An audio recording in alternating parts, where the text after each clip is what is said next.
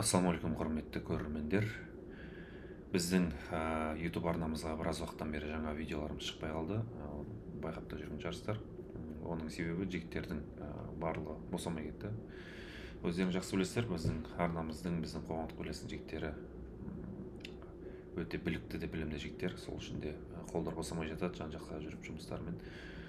Бірақ біз алға осы видеоларымызды түсіру жалғастыру ниетіміз бар, жалғастырамыз да. Соған байланысты сіздерден бір кері байланыс алсам деген ойым бар. Сіздерге қандай тақырыптар қызықты, нақты тақырыптарды жазсаңыздар, егер сіздер қызық болса, мына тақырып ішінде узкопрофильный нелер жазсаңыздар болады, узкое направление жазсаңыздар болады. Нақты осы саласы қызық. Өйткені біздің жігіттерге білу, о тақырыпқа сөйлеуге бізге де дайын болу өте мүмкіндік береді, жақсы.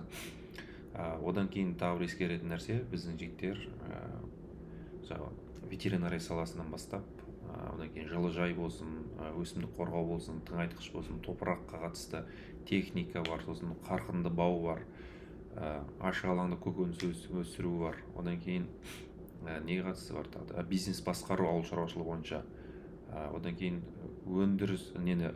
өндіруге қатысты, өңдеуге технологияға қатысты, одан кейін жүгеріге қатысты, қант қызылшасына қатысты, басқа да дақылдарға қатысты мықты білікті де білімді жігіттер. Сол осы мәселелерге қатысты бір нелерді жазсаңыздар, қандай тақырыптар, қандай мәселелер маңызды және қандай форматта, біз соған солай түсіруге материал дайындауға тырысамыз. Сіздердің кері байланыс күтеміз.